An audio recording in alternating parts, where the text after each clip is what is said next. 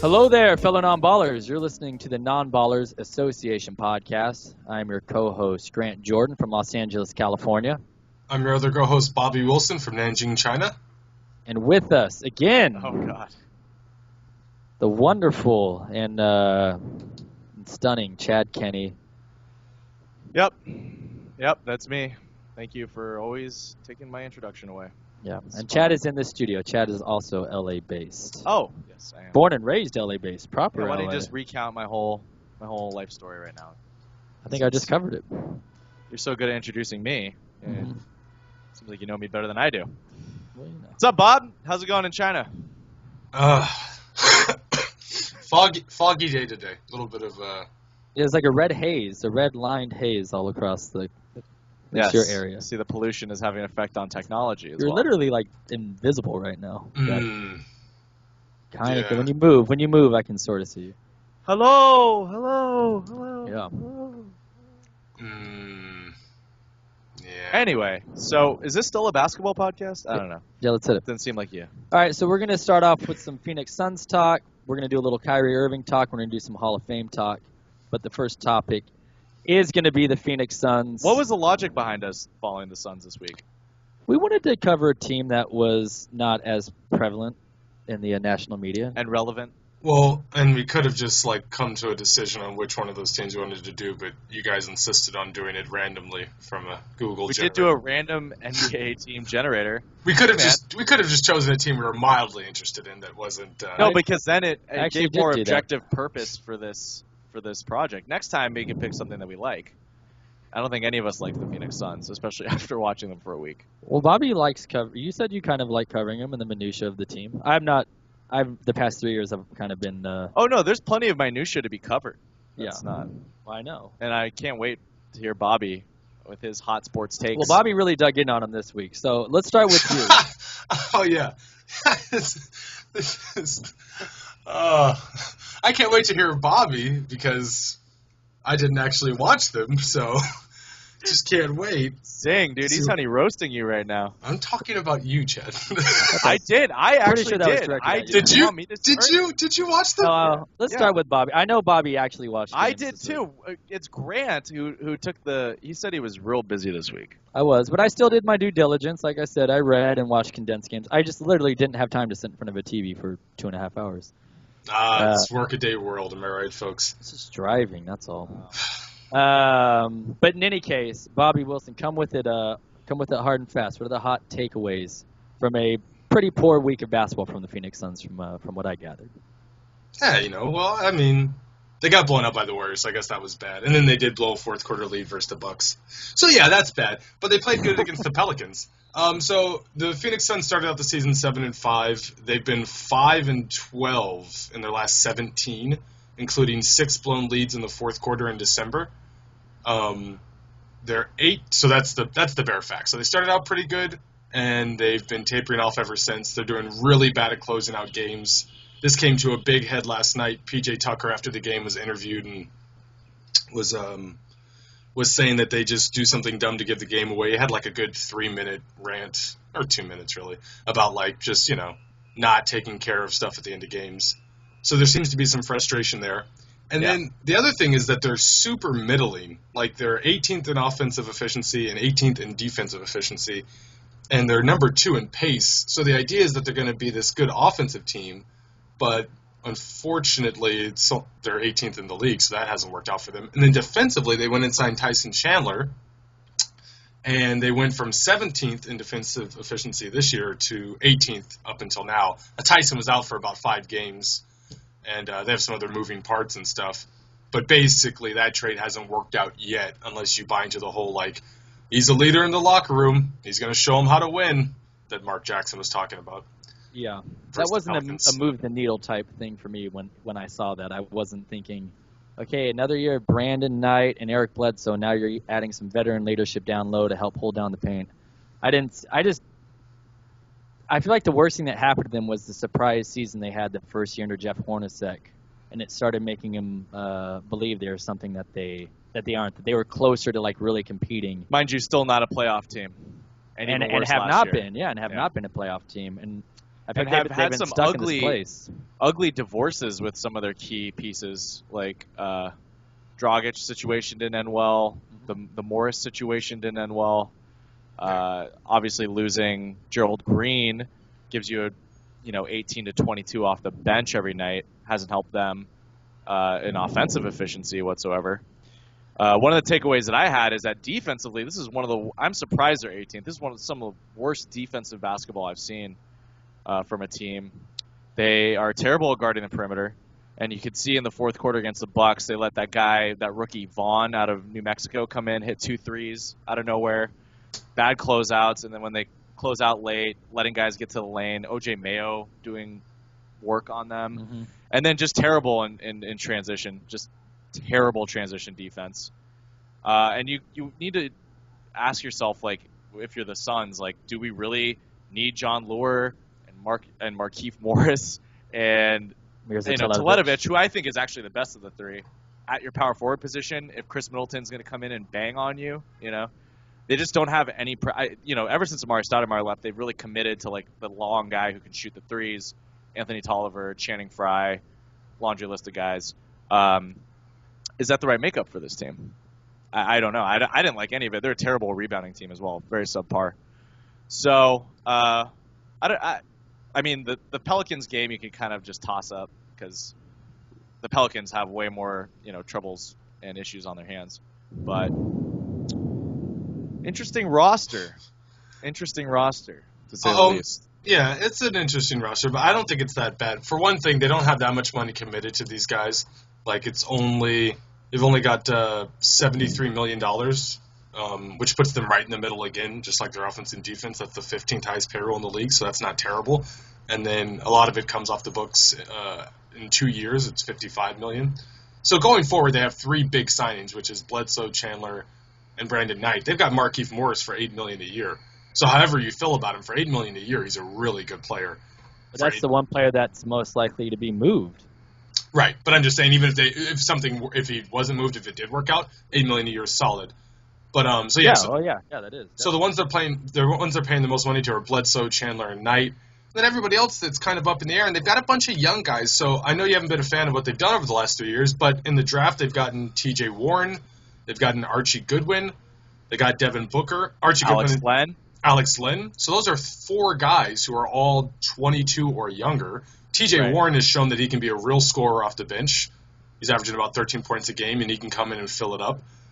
Booker and Goodwin have shown flashes. Alex Len has had a couple of great games. This week he had a really good game versus the Pelicans, where he had a double-double and then actually stepped back and hit a 3. At the very end of the game. That was in Milwaukee. He hit a the Pelicans. It was in the blowout. In the corner. 3. Yeah, it was right at the end. Time. That's what so they've got those 4 young players. So although they've not like done much the last 3 years and they haven't made the playoffs, it's kind of a different. And you could say that they've like blown some things with the Dragic situation and trading away Morris's brother, but you could take the other view and say that they're kind of staying somewhat relevant while rebuilding with youth, and it's kind of a better version of what the Sixers might be doing or something like that. It's not that bad because they've reloaded with a bunch of young guys. So you're taking the glass half full that, let's say, this is a slightly a poor man's version ish of what the Celtics have been doing, where they got better than they thought out of nowhere. Like, no one thought the Celtics were going to be good last year. Granted, they have a bunch of draft picks, but that kind of happened to Phoenix the year prior. I like where the Celtics are heading, and for some reason, and a lot of it has to do with their pick flexibility for the next few years with Brooklyn. But I don't know. I just don't see. I like Jeff Hornacek as a coach. I don't know. I just have never got a good feeling from this team the past 3 seasons, and it just hasn't moved forward at all. It's just been pretty stagnant. And if anything, I feel like, in my opinion, it looks like it's regressed from where they were 2 years ago. I mean, their most valuable player, aside from Eric Bledsoe, they're probably going to have to move by the trade deadline this year, which is, I don't know the long-term effect of that, but in the short term, if they're trying to be competitive, they're going to be a worse team more than likely after that move. Well, but although he hasn't been playing this year because of all the attitude stuff.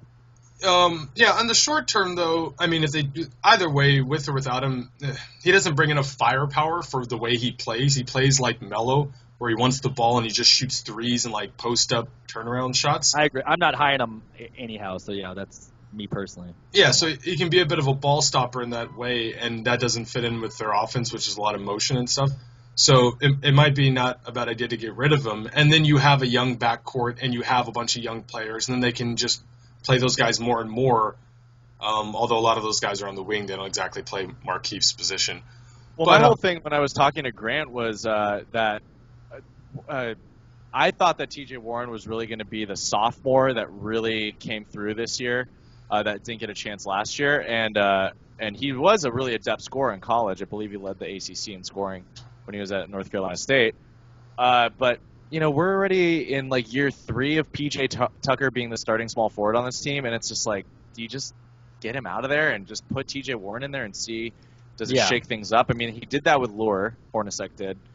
But I mean, I don't know. The Suns have always liked having a really like hard-nosed defensive guy at the 3. Like ever since like Sean Marion kind of left, they had Raja Bell, Grant Hill, and now PJ Tucker. But are you losing more offensively and just flow-wise if you have PJ Tucker there? He's a decent player offensively. I guess they like his intensity, but it hasn't really been doing anything to shake it up. Well, but it's nice to bring in a guy like T.J. Warren off the bench to bolster that second unit because he can come in and score. I guess you could, and they do, stagger the second unit with like Bledsoe and Knight so that one of them's always in and you have a ball. I just don't like Lure in the starting lineup. I mean, I would go with Teletovic. John Lure's been great. He's been scoring double figures for 10 straight games. I mean, he's been. I'm a big John Lure fan. Ever since I watched him playing on Memphis last year, because he's like randomly good. Pretty fundamentally sound. Hornacek loves him because he is one guy who is an intangibles guy on the team with a skill set, and he's athletic. But he's an underrated athlete as well. Like the thing is Teletovic and Lure do have similar games to a certain degree. Markieff Morris has more of like a post-up game. He's always been a little inconsistent from 3. Definitely. So they really need to get rid of one of those guys, I think, and bring in some new piece. It might even need to be a 2-guard because, Brandon Knight, I think that what we see here is that when Brandon Knight succeeds and does well, the Suns do well. Yeah. Because they need that extra. I mean, Bledsoe's been consistently solid this whole season. So I was reading NBA Suns Reddit, and some of their fans were calling him Brandon Off Night because they're not sure what kind of, if he's going to show up. Like, he literally disappears in a lot of these box scores. Yeah, he had an 0 for night this year, 0 for 12.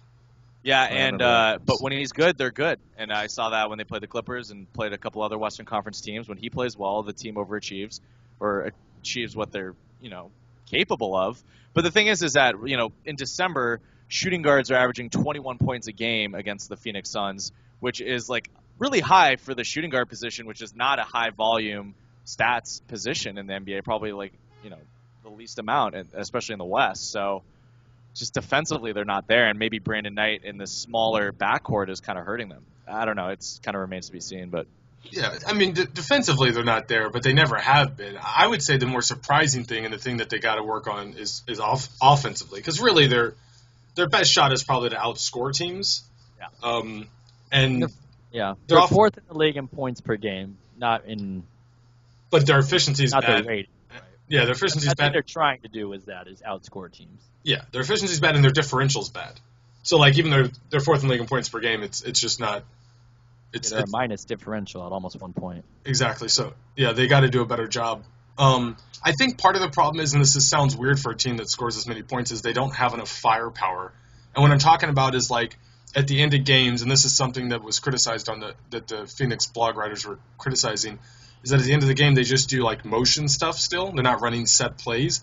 And part of that might be that Jeff Hornacek wants to rely on his players to make smart decisions. That's what the blog was saying. But part of that might be that they're also they don't have the players who could, like, if you run a set play for them, that could really create there, with like an ISO or something like that, where you just like, you get Bledsoe isolated on the wing versus Michael Carter-Williams, as opposed to getting Bledsoe in the middle of the court off of some motion versus Michael Carter-Williams. Right. They just don't have that guy. Markeith. No, they don't have a go-to full-on. I mean, Keep at times has closed game for them. At his best, he is that guy for them, but he's not the guy you want to count on for a season, let alone if they made. There's no veteran closers on this team. I mean, Bledsoe's just taking the reins of a franchise. Dragic getting out of there was pretty much the passing of the guard. And Brandon Knight's young and has been a backup up until this point and last year in Milwaukee. but there's a Phoenix Suns fan here talking about the game against Milwaukee, saying, "So do we have end of the game plays other than Eric Bledsoe drive into traffic and hope for foul, or Brandon Knight contested jumper?" And that's like a lot of what you saw in crunch time, which is not. I mean, there's no one else really. Like John Lure is not going to be popping threes like Kyle Korver, and Teletovic is just a role player. And if you have PJ Tucker in there for defensive purposes, then you pretty much can't go to him. And Tyson Chandler has never been a threat on the block. So I mean, it's just a weird team. It's a weird team. So they could try to make some kind of move towards like getting a guy who could close out games for them, or getting a guy who can be a little bit more of a consistent offensive presence, something like what the Bucks did when they went and got Greg Monroe in the offseason. They could do something like that where, like, we're going to go get this guy. Well, even midseason, Houston right now is the biggest suitor right now for Markieff Morris. Right, that's what I mean. Like, midseason, they could go get that guy. Well, so let's take Houston, for example. If they were able to get, like, KJ McDaniels, even, I don't know if they could get Marcus Thornton, but Houston needs a guy like Markieff, clearly at the 4. So they could probably get something back in return. No, but I mean, like, the Suns, with Marcus Thornton and KJ McDaniels aren't going to be the guy who closes games for them. I mean, if they could go out and find someone besides, like, I don't know, You're talking about, like, an older, like, savvy, kind of like what Paul Pierce was able to do for the Wizards type thing, but not all Pierces don't grow on trees, Yeah. No, yeah, I mean, like, for instance, if they wanted to, in the offseason, if they wanted to sign a free agent, or if they wanted to go for, like, one of the bigger names that's being floated out of the trade deadline right now. Is this your KD solves everything proposal? You kind of like to just throw him into... Oh, no, the Phoenix. Why would, I was thinking about that earlier, but, like, why would... Of course you were. You always think about that, and it's always just... What am I always... What? Yeah, you threw out KD to another team one time that was completely random. I forget what the Pacers. I believe that was It was a joke. It was a joke. Yeah. But I mean, Phoenix may have the same problem as Indiana in the sense where I don't think they can attract a bigger free agent than someone like Tyson Chandler outright. Right. No, I don't think they can either. Suns. But what I'm saying is that there are some players who are being floated out there. For instance, like Carmelo Anthony. They're talking about him going to the Heat. Like there are some players like that, right? Who you can go and like ruin your team by getting. Exactly. I wouldn't see the Suns doing something like that. I think what they're going to do instead is just kind of hold fast and develop their young players and kind of just stay where they are. I don't see them doing anything much. If they get rid of Markieff Morris, I wouldn't expect them to want too much in return, like in terms of what can like produce on the floor right away. I think they would be looking more for like picks, a young guy, maybe like you said, KJ McDaniels, something like that. They're going to have to. Because they're one of those smaller mid-market teams that has never gotten a free agent before other than Steve Nash. Everyone else was drafted or traded for and then re-signed. Yeah. I mean, that's just how that team is.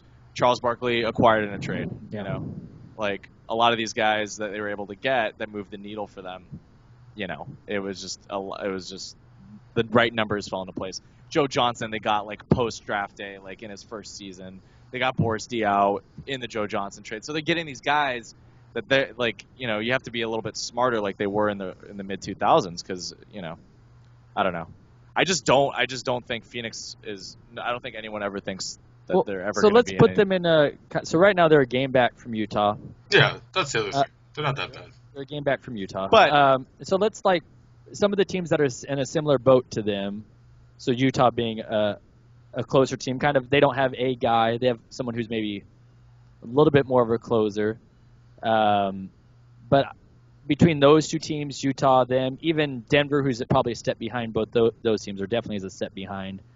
Whose upside do you like the most, or at least not for this season necessarily, but just moving forward, what position do you like for those teams? They're all kind of smaller market teams. They're not going to get big free agents more than likely.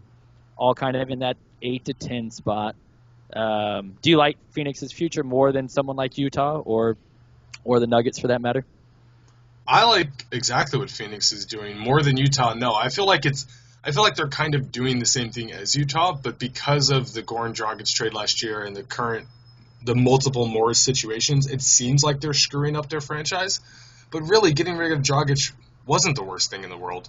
Like he hasn't looked good since he's been gone. He hasn't looked good. Bledsoe's younger. I'd rather have Bledsoe. And he's in the Knight's been good and for Knight's, the most part. Knight's been good for the most part. So and they weren't going to make the playoffs anyway. But then, last year. Bobby, how can the Suns ever be relevant if they don't even have an All-Star currently on their roster? Because I don't think Eric Bledsoe is going to be an All-Star, and he already looks like he's hit his ceiling. But what I'm saying is that's okay. They can do what the Blazers are doing and do what the Jazz are doing, where you have like the Blazers are a good example because they also have two young guys, right? McCollum and Lillard. Of course, Lillard is better than Bledsoe. But they're playing a small backcourt and up-tempo style. And a bunch of young guys besides. They have Myers Leonard and Mason Plumlee and the other guys. Vonleh, exactly. So that's what the Suns team is doing. It looks worse because they somewhat botched the Dragic situation and are somewhat botching or botched one of the Morris or both of the Morris situations. But other than that, it's a pretty good thing that they're doing. They're staying. But those are bad character guys. Those are just the kinds of players that they are. I mean, it had nothing. But they're basically can't predict that kind of stuff. They're basically staying relevant. The guys that they signed, they spend a little bit too much on Tyson Chandler, maybe at 33 for $13 million a year. But Teletovic, 1 year, $5 million. That's not bad. No, I like Teletovic. Yeah. And there's just not enough room for someone like Teletovic in the modern day NBA. There's just too many guys who can offer the same thing.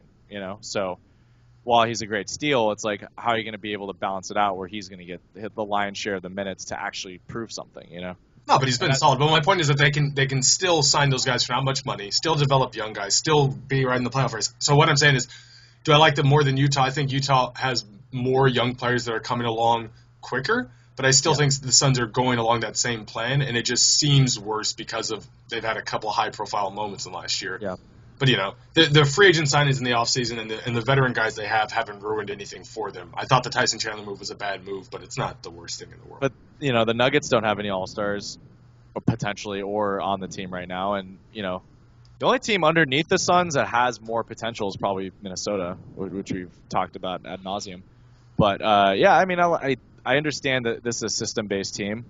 So, you just got to buy into what Jeff Hornacek is trying to do, but they're just not to that level where they're competitive enough to be fun to watch. And this kind of basketball should be more fun to watch than it was. That Pelicans game was excruciating, by the way. Well, that was a double. There was two reasons, because the Pelicans were also horrible to watch. Anthony Davis took like 2 shots in the first half.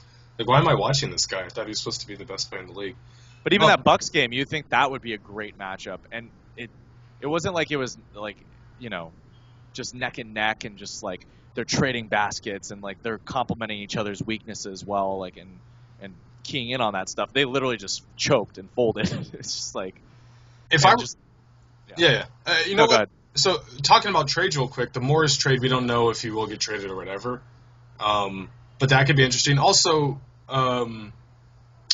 do you think that they would consider trading Tyson Chandler if like a contender came along looking for Tyson Chandler midseason? Like, we need this guy to bolster our rotation or something. You got to be pretty confident with Len. I mean, you got to hope that he's at a place where you can just kind of just insert him right away. Or don't you think, Grant? He's looked nice. I think he's a nice, promising young player. Len was one of the more promising guys to come out of that top 10 that year, I think. And he's only 22, still. And he is a good rim protector himself.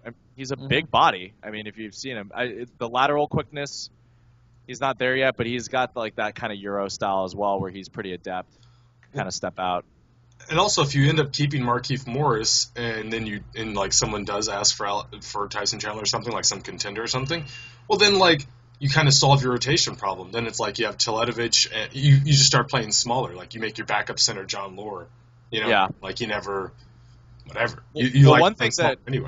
One thing that hurts the Suns that I realized almost as much as how they've been able to lose these ball games at the end is how they start ball games. It's what a lot of Suns fans have been talking about on Reddit, just like how they don't come out with that sort of urgency. Right now they're playing Phoenix in the first quarter. They're 3 minutes in and they're down 12-2. They're playing themselves? They're playing the Jazz. Sorry. Okay. It's a skins versus shirts.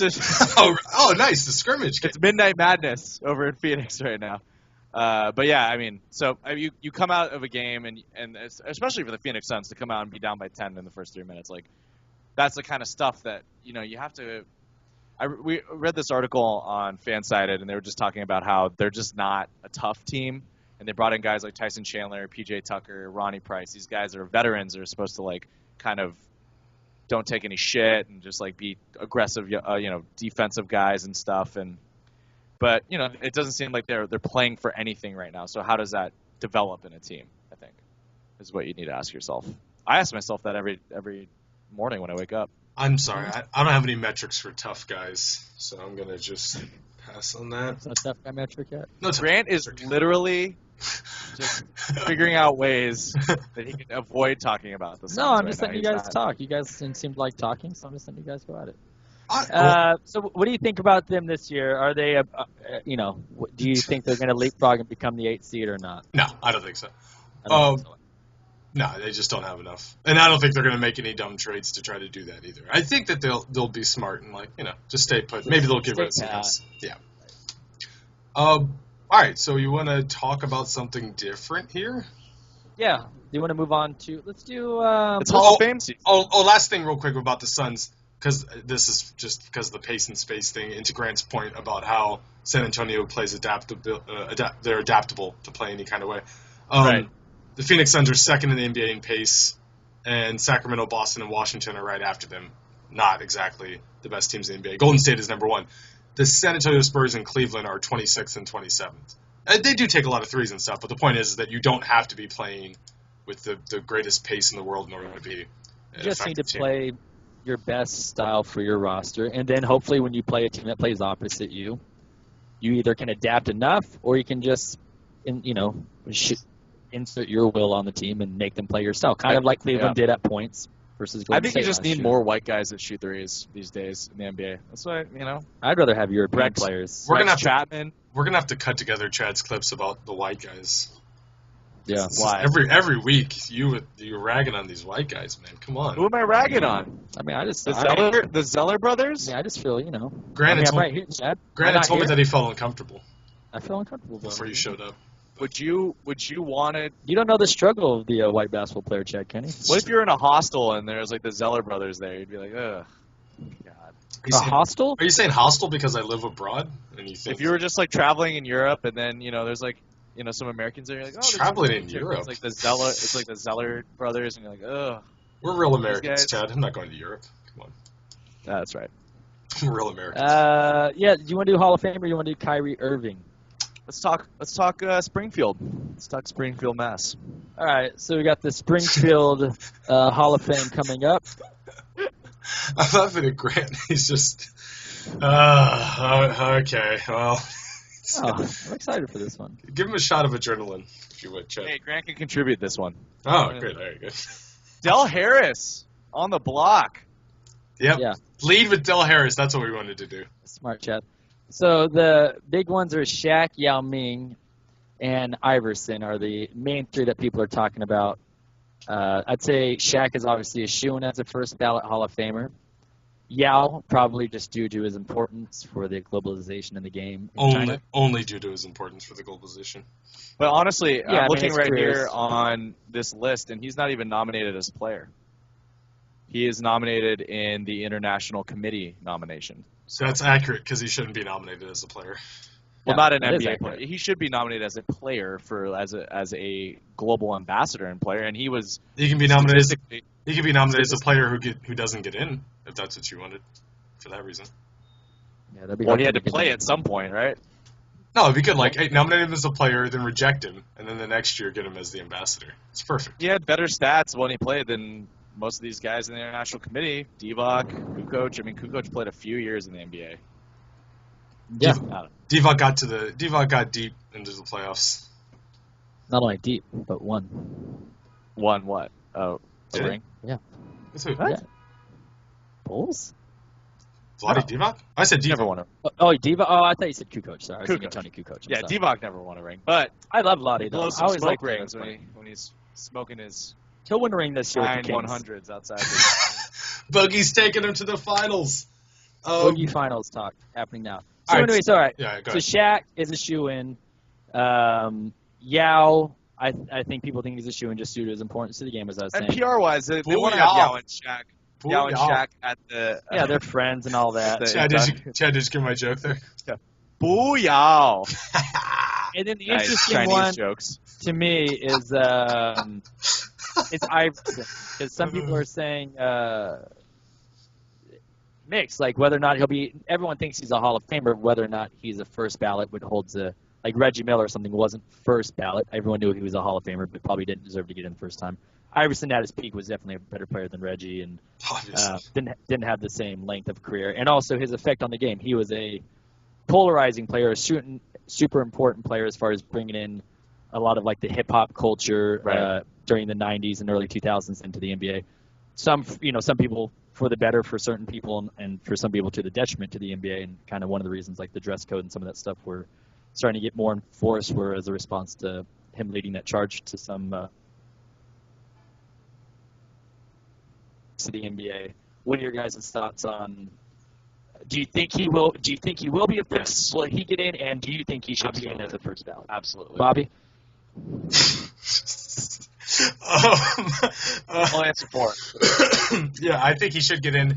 And do I think he will get in? I think so, because I think that enough time has passed that, like, however people felt about it while it was happening, now they can look back and go, like, yeah, but he meant so much, even though 10 years ago they would have been writing, like, oh, he's disgracing the game. So I think enough time has passed for them to feel like, he was an important cultural figure, like you said, as well as a great basketball player. And on top of that, he didn't really have many off-the-court issues. I mean, I know he had that free Iverson thing. Remember I had that T-shirt? Remember that? Yeah. He was in jail. Yeah, he had stuff from high school before he went to college. And then he had a couple of domestic. That was early on in the early 2000s. But yeah, it wasn't anything. Nothing crazy. Nothing crazy, like nothing like Michael Vick or like even the Kobe trial. Well, here's my take on it. I think that there's certain tiers of, it's just like in anything with the Hall of Fame or any all-time list. There's tiers of accomplishments that you need to hit. And when you're talking about like B-tier NBA legends, I mean, Iverson has all the criteria: MVP, multiple scoring goals, 4 of them. I mean, that's a lot. Look how many All-Star games. It's insane. And he took a team to the finals single-handedly, which there's no doubt if you go back and look at that team: George Lynch, Aaron McKee, Mutombo was acquired at the All-Star break as a garbage team. I don't know. Great NBA. Yeah. But he single-handedly won every playoff series. I watched every series that he was in. He beat a better Bucks team in the Eastern Conference Finals that had 3 legitimate All-Stars. So, I mean, Iverson for me, first ballot. And mind you, he played more quality years than Larry Bird did. You can't say he's like McGrady where he was like injured. You see Chad, again, taking a shot at a white basketball player. There you go. Another time. I just can't believe it. It's ridiculous. Well, I mean... Come on. No, Larry Legend, come on. Let the legend... All time. Let the legend be. I'm just saying for comparison, because one of the things would be like, oh, well, he fizzled out fast, Yeah, I don't think... Well, when he fizzled in an ungraceful manner as far as on the court. But, no, I mean, he was 12 years of being a dominant offensive force, and also was an underrated two-way player. I mean, it's not like he was a great on-ball defender, but he was one of the leaders in steals year after year, and kind of like an Jason Kidd, although Jason Kidd was a great on-ball defender, he was just someone at the end of games that offensively you had to put 2 people on him. He could just create so well. Then defensively, kind of like Jason Kidd to me in this respect, is that he could just make the right steal and the right play at the right time. He just had a feel for leadership and when to step up and when to do things. And I'm in the camp where I think he should be in first ballot. I wasn't like a super fan of his like some of our other friends were, but growing up. But I always thought he was a great player, and I think he's one of those players that historically, I'm glad he doesn't exist now with all the metrics, because I think a lot of his stuff is in the intangible leadership camp. Where like I have discussions now, we don't need to go off into this tangent, but where like since he did technically play the point guard position for a lot of his career as well as shooting guard, but like the Chris Paul Iverson thing, like to me Iverson less efficient, not obviously not the same type of pure point guard, but to me Iverson kind of gets thrown under the bus for someone who accomplished more, was legitimately the MVP, and no one thinks he shouldn't have won it that year. And then you have someone like Chris Paul who was more efficient and more of a proper thing, and his career gets like really lifted up. And that for some reason Iverson, as time has passed, seems like time has not been like he hasn't got the proper amount of respect to me, which I think he I think he had an amazing career. I think he does. I do think he does. I just think that when you're trying to separate the icon from, the actual stats, that's where it gets really gray because everyone our age or slightly younger than us, they will probably most NBA players now that are in their early 30s, mid 20s idolize Allen Iverson. I mean, he's an icon. As well they should. But we all remember the qualms with his shot selection, with the fact that he was probably the biggest ball hog in the NBA. I just never really bought into any of that. But he averaged 7 assists. Yeah, I mean, just watching him play, he wasn't. But look at this. Look at the NBA. Well, but I mean, like, look. I mean, I'm fine with that. Iverson was a great player and all of that. But I mean, one of the seasons where his team was really good, he shot 39.8% for the season, 29% from three. Only averaged five and a half assists and 4 turnovers a game. So, but he scored 31 points a game, led the league in scoring, and his team went deep into the playoffs.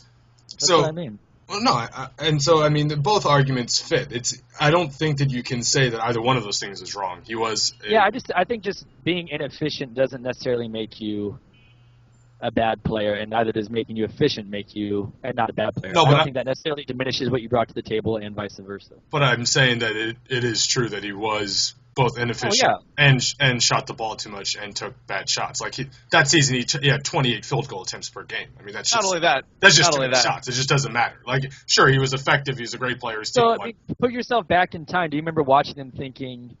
Yes. He needs to be. You yes. did? Yes, of course. No, what do you? That's all we ever. That's all people. That was the whole story with him his whole career. I mean, whenever we played them a bunch in the playoffs versus the Pacers, it was definitely that team was Eric Snow and Aaron McKee and George Lynch and all these sort of players they had on the team. The teams he were on were pretty weak, and I feel like he had to be that aggressive to keep the defense on edge. Like I'm not saying he couldn't have done some things differently, but to the degree that people talk about his shot selection and his field percentage wasn't great, I think it was all fine. I think that was the best way he was utilized for the circumstances of the team he was on. It doesn't detract from his style of play or legacy to me. I think it fit what he had to do for that team. And his skill that set. is true. That's very true. And I definitely think that, just how Bobby is a back in my day kind of guy. This is like the era that I grew up in, and I've watched Iverson probably more than anyone of that era that wasn't, in the Western Conference. And the thing is like, that was this is my day, right? This is back in my day. That was the worst time for defense. It was a lot of polarizing players. Like if you look, I was watching a classic game. It was 2001 playoffs. The Toronto Raptors versus the Philadelphia 76ers, it was garbage. It was literally like, Vince Carter, you ISO, take a shot. Okay, now Iverson, you ISO, take a shot. The series they both had. You got Charles Oakley, Antonio Davis, Alvin Williams, like all these guys that just aren't impact guys. I'm sorry. I feel like this is the retelling that people say about the NBA back then, and it's certainly true that there were guys like Allen Iverson who did that and guys like Kobe who did that. There were also the Sacramento Kings and the Nets who ran like motion offenses. The Pacers always were had Reggie Miller running off of screens and didn't run like ISO. So this is what we talked about, all these stuff being top heavy in that era. Like, what I'm saying is that like some of that stuff is just, like it wasn't that in that era of basketball was the only time Allen Iverson could have existed. It's like he was an anomaly. Period. I'm not saying that. I'm just saying look at the 2005-2006 season. He averaged 33 points a game. That was the most he's averaged in his career in a season by 2 points. And he still was like second or third in the scoring race. Like Kobe scored more, Gilbert Arenas scored more. Like defenses were like falling apart in the middle of that era. I don't know. Like on the whole, like people were scoring in volumes. There was a lot more singular play than there was now. I mean, it's without a doubt. You go back and look at the stats.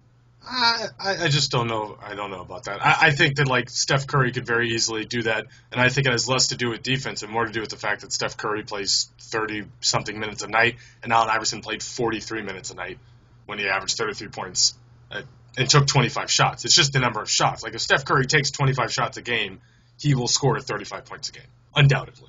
That's not even. In fact, he might score 40 points a game if he takes 25 shots. I'm just saying, in the 05-06 season, you had Arenas and Kobe and Iverson and McGrady and Melo and Carter. Just a lot of guys that were just high volume scorers.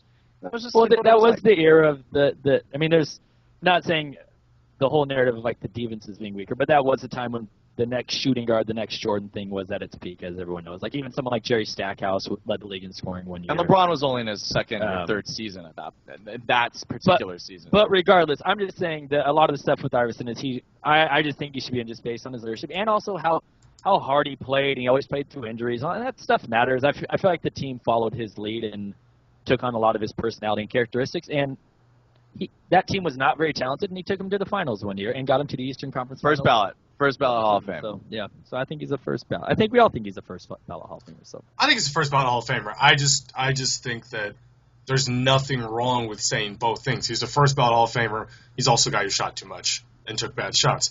It's the same thing I would say for Kobe. I just there's no reason to tell two sides of the story. Like, he's the first ballot. Oh yeah. That's all. Hey, they don't have to show highlights from Kobe's last 3 seasons, but they're going to be there. Kim, for fun, books. Can we slightly keep your heart out of it? Can we digress and do who would you? I'd rather have Chris Paul. You'd rather have Chris Paul? You already know this. I told you that last year. No, it's really upsetting to me that you say that. Chad? I'd rather have Chris Paul. I'd rather have Iverson. Iverson's averaging, Oh, there's no reason to look up the stats, but there's the upside killer instinct thing that I know that I don't always buy into, but I just remember Iverson back in the day, and he was just fearless, and it's the same thing Chris Paul now. It's like he's always been really good, but I always think he's missing that one thing. Iverson had that little thing to me that makes him special at the end of games. I hate this argument, but Iverson ripped the heart out of Vince Carter. I'm sure Chris Paul probably could have done that. I mean, the guys he went through to get to that finals, I'm just saying, Who? You're saying Chris Paul could have? Yeah, I mean, Vince Carter and Ray Allen. Yeah, it's subjective, obviously. Chris Paul's already beat the Warriors. Captain. Well, let's not talk about Chris Paul's postseason record. No, but yeah, he did, and third banana Ray Allen and Vince Carter, who has ever been a superstar who shot away from the moment more. He won one game against the Lakers team that was undefeated in the playoffs. Killed Tyronn Lue. Killed Tyronn Lue. I was actually at that game randomly. It's amazing that Tyronn Lue's managed to have like a relevant, not just NBA very relevant career, but now he's also going to be he's LeBron's brother, or what is he now? Are they related? No, he adopted him. LeBron adopted him. I didn't know that you could do that, but that's pretty cool. Someone older than you. Yeah. It's the Big Brother program. That's what it is. Highest paid assistant coach in the NBA, right? I think that's right. I've heard you say that before. Worldwide West hooked that up, right? I don't pay attention. What's the story with this Worldwide West fellow? He seems like an unsavory character. Am I wrong, guys? That's the modern day mafia, man. Something about that. If I heard someone introduce themselves as Worldwide West, I'd be like, I don't know if I want to get it. Hey, Bobby, do you like 808 and Heartbreaks? The album? Yeah. It's my least favorite Kanye album. Yeah, I listened to it the other day and was feeling similarly about it. Yeah, I don't see how. Whoa! What is this? Objectively the worst album. That is a deep non sequitur. Real deep. Yeah, that was Worldwide West, and then I went with Kanye West in my brain. It's West, not even West. I'm saying in my brain. I think you missed that part of the conversation. Okay, let's go on to the next segment. Grant, what's going on in that brain right now? Well, you interrupted it. Oh, what I'm thinking now is, Chad, shut the fuck up and let me finish this conversation. Whoa. F-bombs. Family man. podcast. Take another shot. Yeah, calm down. Let me drink my whiskey. So, moving on. Kyrie Irving? Wait. Before Kyrie Irving, were there any more, just a couple, give me 3 random names from that Hall of Fame that you thought were interesting? Tim Hardaway. Okay. Kevin Johnson. Marv Albert. Kevin Johnson and Marv Albert. Well, Kevin Johnson going for the Bill Cosby. We're talking players only. Players only. Marv Albert's the next male players in it. What? Mark Price? Just 3. You only give 3, so don't. Okay, well, what about your boy, Chris Webber? All right, here's the question that we should end this Hall of Fame on. Who should be in the Hall of Fame if you only had to choose one, Chris Webber or Vince Carter? Yeah. I would. I like Chris Webber more. I'm just telling you strictly from the perspective of how Springfield picks these things, and that's not what I want. I want you to. That's not what he asked. Yeah. Who would you choose? Chad. That doesn't matter because they have different criteria. We don't have the Springfield Hall of Fame sitting next to us. Chris we have Chad Webber. Kenny sitting next to us. You would pick Chris Webber. Because I value college careers in the whole thing. NBA. Okay. No, it's fine. No, you can. No, This is the Basketball Hall of Fame. This is this not is the NBA Chad. Hall. This is Chad's choice, and he answered it in true Chad fashion by first skirting around it for 20 minutes. Grant, what do you got? Who would you choose, Vince or 20 Chris? minutes in China? Didn't seem like it. Dude, once you get through these, I would go. That's a tough one. You know we're doing a podcast right now, right? So try to speed this along. Is that right? No, this out. It's fine. Oh, okay, good. I'm gonna go with. I'll go with Chris Webber too. Actually. I like how sad you. I would go with Chris Webber too, but I do think Vince Carter had the ambassador thing, Yes, he did. That was the only part playing a factor in my mind was that. And it's much bigger because he's literally the greatest dunker of all time. He's the greatest dunker of all time. So. But as far as, and he's had a longer, more meaningful career, but for peak years, Chris Webber's peak was much higher, and his ceiling was much higher than Vince Carter's. When I was talking about tiers, Vince Carter's got enough to get him into like the C tier all-time kind of legend stuff, which is the scoring-wise. He's just been in the league so long. I mean, All-Star games he was in every year. Obviously, that's because of his dunking. And the only thing is his team success is weak. I mean, he made it to the Eastern Conference Finals in this time period we're talking about when it was the Nets and Iverson and Philly and them. Like, it was once, a weak Eastern Conference. If I'm not mistaken, he only made the Eastern Conference. Right. Yeah. And then also he quit on his team entirely. He quit on his team, and then he's kind of had a little rejuvenation towards the end of his career, which is surprising. Every time that he's supposed to have come into a situation and really succeeded, he's failed. Like, especially 2009, he gets traded to Orlando, right? They just made the NBA Finals the year before. And then that turns out to be a terrible move for Orlando. They got rid of Courtney Lee. Like, it's just stuff like that where he visibly, like, just did not rise to the occasion. Chris Webber was on kind of an iconic team. I'd say that 2000 Sacramento team, and he was the leading player with his own deficiencies. But I definitely think of him being the greater player between the two and having a more sustained team success than Vince Carter did. Sacramento and Phoenix, the Steve Nash Suns, the Chris Webber Kings and the Steve Nash Suns are the two best teams that never were type. That was really close, yeah, and right in the last couple of years. The thing about Vince Carter is even though he had 9 or 10 All-Star appearances, he never won a meaningful award. He never made an All-NBA team. No way, never. Never. I'm looking at it right now. Second or third? Never. What? Right? Get out of here! No way. He never made an All NBA. Oh, this is it right here. Actually, never mind. He made. Oh, but they were okay. So he made 2. Sorry. He made 2, but they were his first 2 seasons. 2 of his first 3 seasons. So that's pretty. What did he make? Second or third? He made. Sorry, go back to that. I think it was. Chad, let me handle the computer. Sorry, my bad. He was drafted in the lockout year. He was All-NBA rookie and Rookie of the Year that season. Next year, he made All-NBA third team in 99-2000 when the Lakers were on that win streak. Don't need the historical context. Just tell me who did he make. Third and second. Third and second, thank you. There you go. It was 99-2000. George Bush was running for president. I had just gone through puberty. Scroll down. What's his Hall of Fame probability? A young Justin Bieber was coming into his own. Okay, right here. Hall of Fame probability, 0.945. What is this, from 538.com or something? This is from Basketball Reference. Oh, BBR. BBRef. So they think he has a very good chance of making it. I think they probably weigh the All-Star selections as a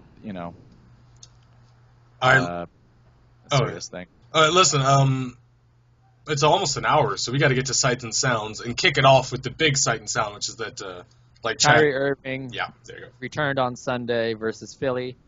Great decision by the Cavs to slowly bring him back against a terrible Philadelphia team at home. I think he had 12 points, if I'm not mistaken, 2 for 2 from 3. I know you had a foot injury. They should have brought you back during the I 76ers game. Missed his first layup. Bobby kind of liked that one. I did. I enjoyed it. That's good.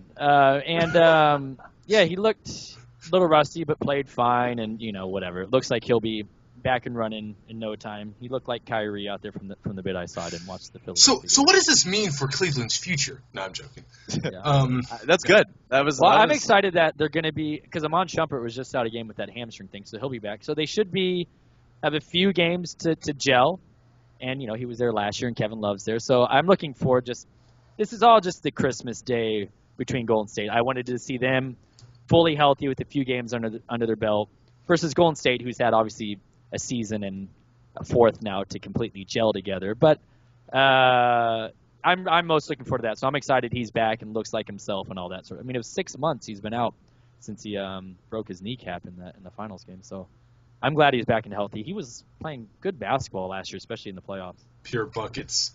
He is. He's like Steph Curry light in a way, because he's not an underrated shooter, but man, when he gets going from three, he can make 8, 9, 10 threes in a game in a dynamic off the dribble way that only other player can do it is Steph. Go back and watch that San Antonio game from last season. I mean, he's the closest thing to Steph. I mean, his game is different in a lot of ways, but he is an off the dribble 3-point shooter, can get in the lane, finish under the rim. Like, it'll be cool to see them face up against each other. It's a shame that we didn't have that last year in the finals. Oh yeah. All right, I got some sights and sounds here. I got two. Well, one is silly and one is no, they're both silly. I was watching the Phoenix Pelicans game, and Mark Jackson hasn't watched Star Wars, and the announcer, and then the announcer was like surprised about it or whatever, and Dan Pash, is he not aware that like a lot of black people don't watch Star Wars? I mean, Jalen Rose claims he's like you could name anything from Star Wars, and he has no idea what you're talking about. I'm just surprised that this isn't more like common knowledge. Yeah, it was on 30 Rock. It was the 30 Rock joke. Remember? Tina Fey says, when I meet black people, I don't even assume they haven't watched Star Wars. It's like when you meet a black person and you make a Seinfeld reference or something. Exactly. And generally speaking, it's like, no, never. There's like a 95% chance they don't care about it, and they've seen it but don't care, or literally just have no reference for it whatsoever. I just thought it was funny because the guy, and then it was probably a good 10 minutes of the broadcast. I'm not even joking. Like, they went to a commercial break, came back, and had a picture of the Suns team who went and watched the Star Wars thing. They're like, yeah, Mark, look, he's dressed up like Han Solo. You know who that is? And Mark Jackson's like, yeah, I know who it is. I just haven't watched the movie. Like, I don't care. I think some people think it's so massive, like even more so than Seinfeld. It is like pop culture, not just specifically nerd culture or whatever. So I kind of get it to an extent, but yeah, I thought there was an understanding that people knew that it. You just shouldn't be surprised about it. Like, hey, Mark, you see what's going on here, Mark? Like, no, he doesn't know what's going on. All right? He doesn't care either. I would have been talking about Star Wars during that broadcast. The fact that the Pelicans and Suns were on Friday night NBA primetime, that was just. Oh my God! Right?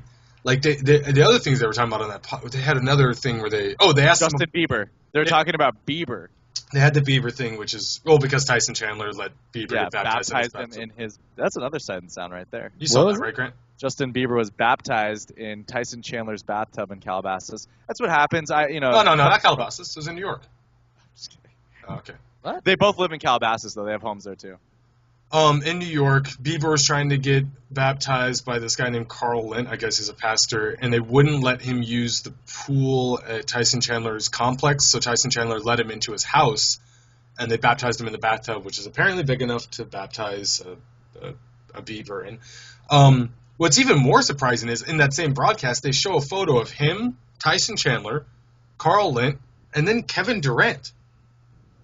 Why is Kevin? Why? I don't know. It was never explained. Nobody said anything about it. Why is Kevin Durant in that photo? That's what I want to know. Hanging with the Biebs, man. He's hot right now. But he's also hanging out at Tyson Chandler's house, like in New York, in the middle of whatever day. I don't even know what day. That's the thing is when you move to Calabasas, that they're in that small circle that So and he's like, oh, you want to come to my New York house? Oh, I'll be there soon. Is Kevin Durant also in Calabasas? I don't know. I think everyone's in Calabasas, Bob. Everyone's going there now. All right. There. I got a sight and sound. Oh, okay, good. No, I don't want to hug the space. Speaking of Kevin Durant, I'm no Iverson, Yeah. You know how we'd said earlier this season how you didn't think Kevin Durant really. cared about what the media thought about him. Well, today he told the media about DeAndre Jordan's inability to shoot free throws and the hack a DJ strategy. He said if you don't want to get hacked, then work on your bleeping free throws. True that. I'm all for that. Take that, DJ. Boo. Also, pictures were on the telecast from the Thunder Lakers. I guess you call it a basketball game that they played the other night, where the Lakers lost by 40. Zing. Of Kobe and Good Durant eating dinner before the game. What did they have? The love affair continues. You had Durant saying that the media was unfair to Kobe Bryant. You're bearing the lead here. What was for dinner? What were they? I don't know. I didn't look that much into it. Tacos? You I think really so? feel like it would just be lobster. I mean, I would do surf and turf all the time. KD strikes me as a taco man. He's out in Cali. I would get a Kobe beef He went to Texas. burger or something like that. That's true. Kobe beef, what do you call it? Fusion tacos? Right. Right? And then Kogi. a sushi burrito. Gourmet. The other thing is that this has been a nice love affair between Durant and Kobe. Durant said the media was unfair to Kobe, and then they go to dinner. And then today, someone asked Kobe who the top 5 players he played against were, and he said Michael Jordan, Hakeem Olajuwon, Clyde Drexler, LeBron James. Clyde Drexler. Clyde Drexler. And guess who number 5 is of the greatest players that Kobe played Well, against? if Clyde Drexler was on the list, then I don't know. Kevin Durant. Kevin Johnson? Pete Chilcutt? I don't know. All right. So Kobe and Kevin Durant are now best friends. There you go. Well, I don't feel like that's too out of line. If you put Clyde Drexler on the list, you could certainly. I mean, Kevin Durant's not a stretch. He is one of the greatest scorers of all time, easily. One of these things is not like the other 4. Yeah. Yeah. They all show up with NBA, just they show up with their MVP awards, and Clyde Drexler's just standing there. I can borrow that. I noticed, Grant, that you've been awfully quiet during Sights and Sounds. Do you have any Sights and Sounds for us, or did you not? Yeah, I watched the Dirk documentary yesterday, actually. Instead of watching the rebroadcast of the Suns-Bucks game? What's wrong with you? You missed out on that. I watched the Perfect Shot, the documentary with Dirk, and I thought you said he didn't have hours. Right. it was at between 12 and 2 in the morning last night. Is the replay not available during those times? I was just unwinding, I guess me and Chad are just dedicated, Unwinding. I mean, that Bucks Suns game would have put you to sleep. Exactly. But anyways, I highly recommend. I'm a huge Dirk fan. Highly recommend it if you're a Dirk fan, even a basketball fan, obviously. Even if you're just a human. Dirk's a good dude. I love Dirk. Comes off real cool in it, and it gives a backstory about him and his coach he's had since he was 15 and all that stuff. All right, where are the jokes, man? Solid stuff. Grant always gets sincere at the end. I just want people to know Paul George is a nice guy. He's playing really well. Dirk Nowitzki, he's a sweet fella. He's really nice. Good human. Just a good guy. Anyone who's a human should enjoy this. That's kind of how I feel about it. All right, I got one more sight and sound. Kyle Lowry was ejected from the last game he played in, and called the referee a fucking bitch. And he will be suspended for 1 game for saying a derogatory comment about women. So. Is that right? No, it's not. But why not? Why shouldn't he be? Right? Come on. What's the difference? Come on. Yeah, eventually that'll be frowned upon. I mean, when it becomes frowned upon, I'll jump on board. For now, I'm cool with it. Was saying the B word? That's probably one of the more, when I'm mad and playing basketball, that's probably one of the most common things I say. Yeah, but guys saying it to other guys. I mean, what else do I okay. really say? Guys saying it to other guys is okay? Well, because there's there's the connotation of it being, for women, which is not acceptable. But then there's just a dude you're playing basketball with who's just a whiny little bitch. Yeah. I feel like that's not any different than 2 heterosexual men calling each other. I mean, nobody means if I call you the F word and we're both heterosexual, I don't mean that you are literally going to have sex with Grant. Although but that's why even in that last case, you don't say it in a public arena with the Rajon Rondo thing, like the reason it was right. That's got more attention is because he called a gay guy that word. No, it's just too closely on the heels. Also, I don't have neither is ideal. I don't know what you guys are going to do when I turn off the cameras, so that's up to you. All right. So All right, so should I leave before the camera turns off? Peace out, guys. you don't even want to know what I do once you turn the camera off. We don't even get into that. My keys. I'm about to leave. Getting a little Chad, you know you're on video. I can see the keys. I know, but you I don't have didn't to jangle them next to the microphone. I didn't know if we were gonna post it since it looks like you're lost in the Netherverse. I decided I'm just gonna put a picture up, like a South Park character of myself. I'm dead serious, and then I'm still gonna That's a post good it. idea. No, it would be. You should always do You that. should put it Oh, up. nice. There it was. Classic Grant. He's been making that joke for about 20 years. No, Bobby, it should be a stock photo of you, like you're calling in from ESPN, and they always like cut to the. Bobby Wilson on the line from Nanjing, China. Right. Yeah, I'm just out here. Why are they always yelling? You're talking about basketball. It's not a war zone. Are you getting into your bit right now? And I think it would go a little something like this. Okay, Bobby, one more sight and sound about back in my day. Come on. Me? Yeah, something about just back in your day. Oh, back in Get off my lawn. Get off my lawn. I got nothing. What did they call refs back in your day? Zebras. Called them zebras. You know?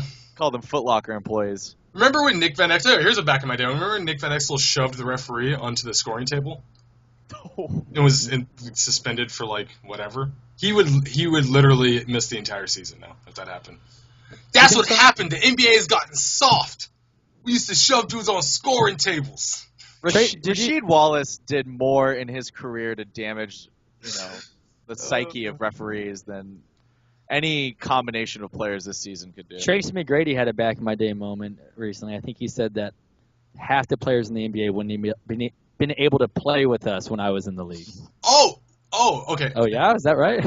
Why does everybody act like players are worse now? There's just nothing watching the game, seeing the style, like anything. There's just no evidence. Well, it's either they're worse or they're the greatest player ever. There's only the two extremes. There's no in between. It's not like, oh yeah, they're also good. Are they good? Yeah. Were they good before? Yes. Charles Barkley this week said that the Golden State Warriors would get, I think, either destroyed, obliterated, or killed by the Jordan Bulls. Right. Yeah. I think they would lose, but I don't just killed. Charles Barkley. Network had a good tweet about this. He said like a guy from the 40s says, Who's the Network? He's Jason Concepcion from formerly of Grantland. I thought you literally meant TNT. Yeah. Well, anyway. I'm trying to deliver this one. Okay, so he was like basically a guy from the 40s says, "Oh, most of these guys, 1940s, yeah, from the 1940s. Most of these guys these days wouldn't have even they wouldn't have been able to play with me. I mean, the league was segregated then, so they just wouldn't have been able to be on the court anyway." You drew carried that one. Laughed right in the middle of it. I was uncomfortable because I was asked a question in the middle of the joke, and then I fumbled it. And on that note, I Chris Webbered that so bad. You Blake Griffin the hell out of that one. How did I Blake Griffin it? What do you mean? How'd you Blake Griffin it? All right, guys, I'm out of here. Okay, yeah. I am Chad Kenny signing off from Los Angeles, California. You don't start the sign off. I'm Bobby Wilson signing off from Nanjing, China. Also signing off. Thank you for listening. Subscribe on iTunes. Find us at nonballers.com. Buy our stuff on Redbubble. YouTube. Bye. Twitter.